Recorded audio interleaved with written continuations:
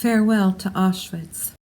The first days of January 1945 were the coldest yet experienced in Auschwitz. Snow and ice covered the narrow streets between the barracks. Our feet froze to the ground during roll call, and those who had succeeded in retaining their health to a certain degree until now came down with serious frostbite on their feet, hands, ears, and noses. The warm tears of pain turned into shiny pearls of ice by the time they reached our cheeks, and our lashes stood out like stiff, tiny icicles. At that time I was working in the Gypsy Camp, the former inmates of which had been exterminated. The 10 to 12 empty barracks became the sick camp of Auschwitz, filled to overflowing with incurable human wrecks lying in the warm, smelly steam emanating from feverish bodies and waiting quietly for death to come. One of these barracks housed Dr. Mengele's pets, the Polish and Hungarian Jewish midgets, about 40 of them, some alone, some with their entire families. Their life was in many ways easier than ours. They did not have to stand roll call, they did not have to work, they were not beaten, and their tiny bodies never fed the hungry furnace of the crematory. The healthy, the talented, the beautiful were ruthlessly exterminated, but everything abnormal was a source of constant amusement and enjoyment to our jailers, because only when comparing themselves with these freaks could they feel superior. There were days, though, when the midgets served other purposes than entertainment. Dr. Mengele, the murderer, fancied himself in the role of a scientist and did a travesty of science research into the deficiencies which caused growth to stop in these little people.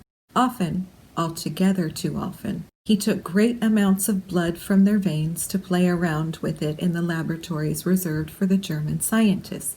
The poor midgets grew paler and weaker as time went on, although Dr. Mengele paid generously for the blood he took by giving them a double ration of bread on such days. The ordinary bread ration, the same we received, was insufficient even for midgets. I shall never forget the little lady midget who told me one day that the double bread ration made her so happy that she did not even mind the cruel, painful, and sickening process which made her earn it.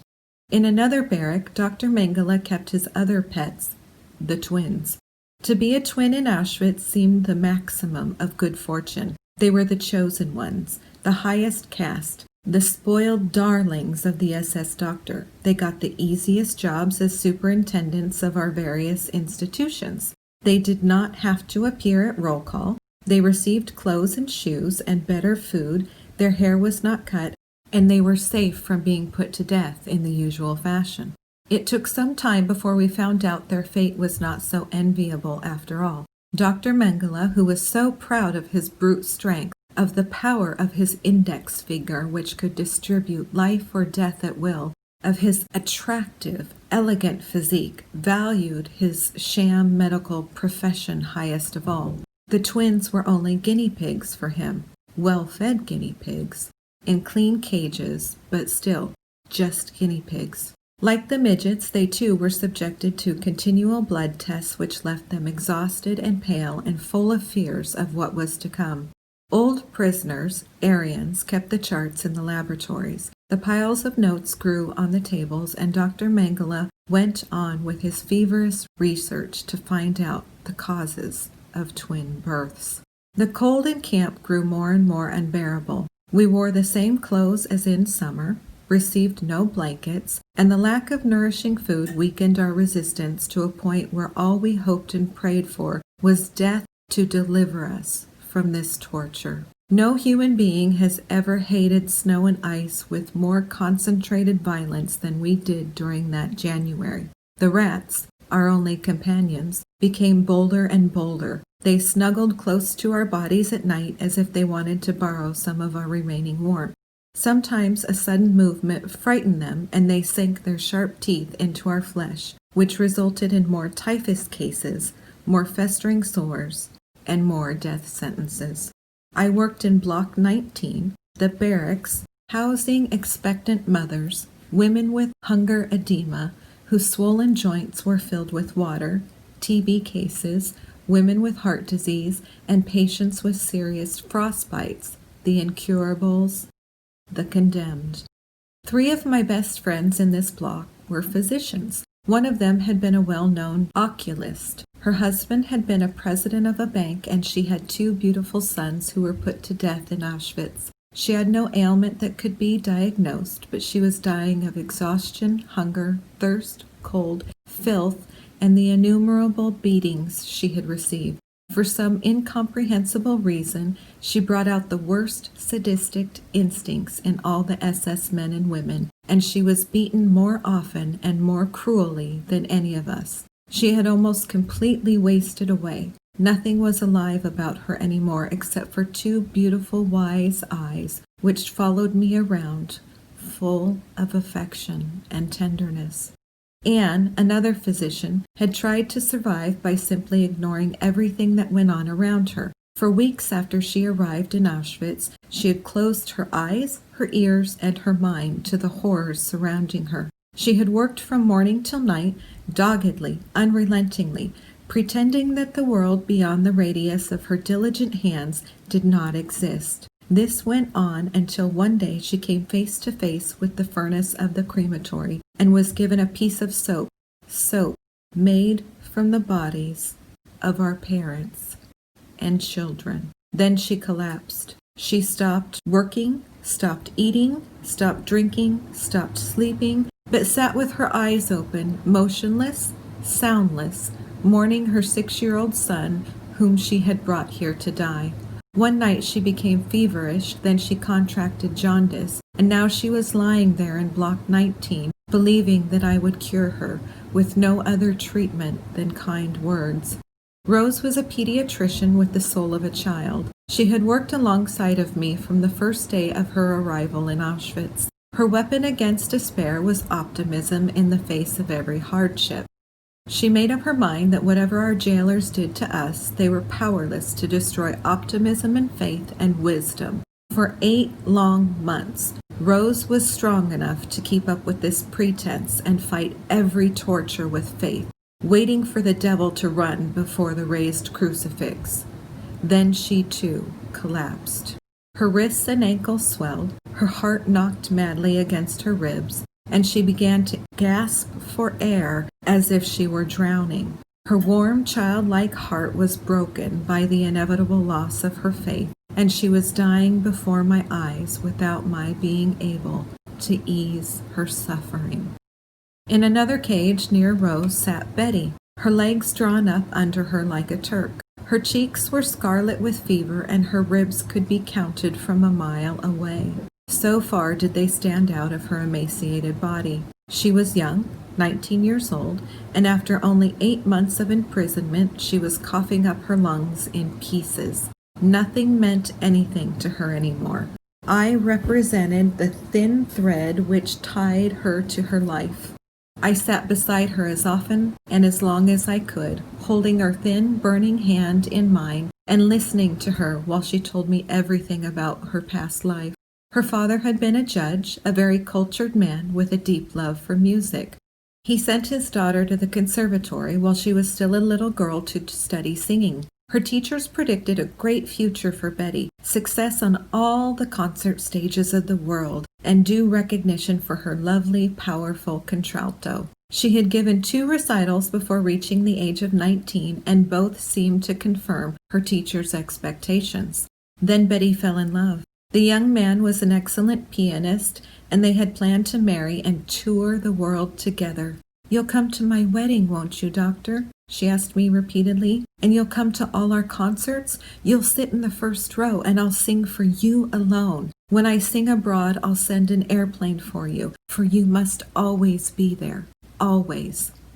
At night she sat on the edge of her bunk and, forgetting about her breathing difficulties, about the drops of blood appearing at the corner of her mouth, she sang one beautiful aria after another. Schubert, Bach, Mozart. Her voice, still lovely and powerful, filled the entire barracks. The sick smothered their moans, and suffering forgot their pains. The freezing became oblivious to the cold. The reverent silence transformed the drafty, ugly, rat-infested barracks into a brilliant marble concert hall. the hideous faces looking down on her from the upper banks were the powdered, rouged, smiling faces of the lucky few who occupied the boxes, and the ragged corpse-like creatures crouching on the cold floor of the block were elegant ladies in evening gowns and gentlemen in tails, filling the red plush chairs of the auditorium.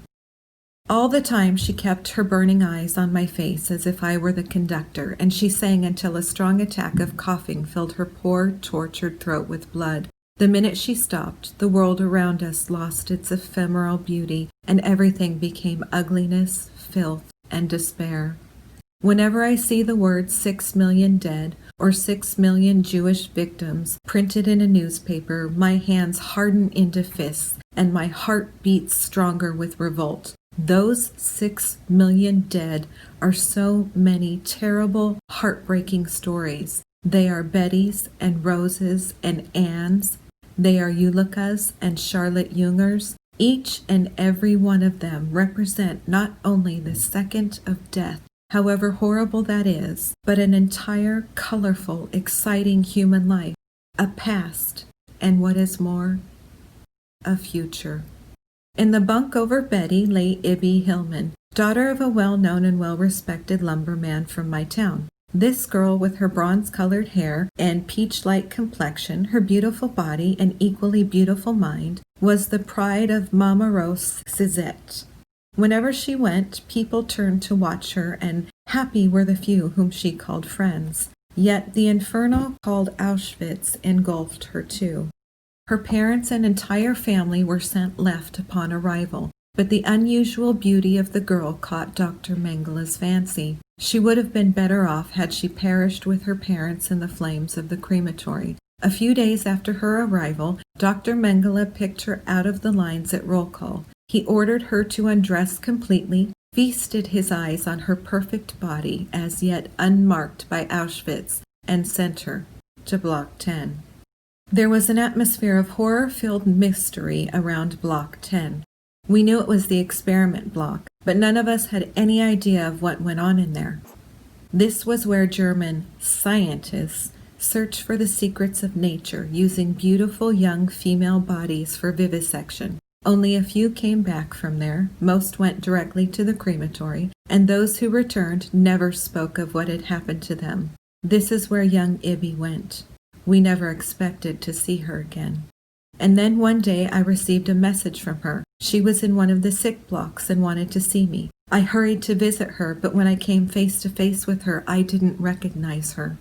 The flower-like young girl was no more. In her place, I saw a shriveled, yellow-skinned, little old woman with hands and feet swollen to tremendous proportions. She had the marks of 2 major operations on her abdomen, and her choking breath hardly permitted her to talk. She told me part of her story. For 6 weeks she lived as though in a harem. She was well fed, well rested, kept meticulously clean. Then one day she was taken away, she knew not where, and she did not remember what happened to her afterwards. All she knew was that after a while she was thrown out into the camp, where she worked until she collapsed. Now she was here, looking up at me with tear-filled, trusting eyes, believing that I would cure her. I still did not know what they did to her. Those insane perverts opened her up, and I still do not understand why they permitted her to go on living after that experience. I tried to make her smile by bringing back memories from her life in Maramos, by promising her that we would one day return to our beloved mountains, and by providing her with little feminine thrills, by stealing a piece of cloth, a comb, a few little luxury articles for her. These were my closest friends, my most beloved patients in Block 19. But I loved others too. I knew that even if I could not save them or cure them, my smiles, my tenderness, my promises of a better future helped them to endure the last days of their lives. Their deep attachment to me, their need for affection, warmed my soul, and they in turn helped me to endure the innumerable sufferings of our daily life in Auschwitz. Suddenly, towards the end of January, rumors started to run through the camp like wildfire. Auschwitz was being evacuated. Thousands and thousands of half-dead slaves were thrown into cattle cars and carted off God knows where. The nights were loud with air raid alarms. Allied planes crossed the skies over our heads, and the rumors became louder, more optimistic, more probable. The Russian counter-offensive had started. The crematories were closing down. The Nazis were trying to hide the evidence of their bestiality. Auschwitz was going to be undermined and exploded. Everybody knew something. Everybody had reliable information. And indeed, transports left day after day, and the number of inmates grew even smaller. Yet no one had a clear idea of what was happening. Then one morning, fate reached out its hands to me. Dr. Mengele sent for me. Get ready. You are leaving Auschwitz. I stood there as if I had been struck by lightning. To go away now, when freedom was so near? To go away when for the first time there was hope for survival? To go and leave my patients behind to God knows what fate? The 3 doctors and Ibby and Betty who needed me, who depended on me? No, I could not go. You are still here? Dr. Mengele yelled at me. I tried to say something. It came out stammering. I cannot go away. I'm sick. My eyes are infected. It didn't help. Get out of here, was the answer. I stumbled out of the office and went back to Block 19. As if in a dream, I walked from bed to bed, smiling, laughing, not saying anything about the order. The Russians are coming, I whispered. Hold out a little longer.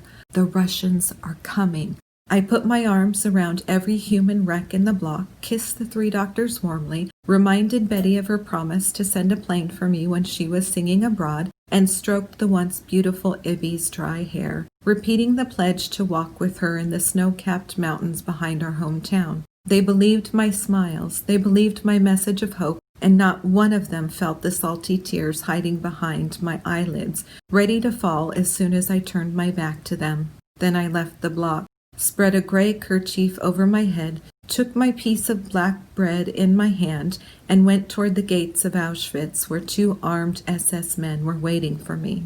Some of the people who knew me saw me leave, and some came running to embrace me for the last time. But the guards were impatient. Blinded by tears, my heart full of the fear of the unknown, prisoner 25,404 walked out of the gate.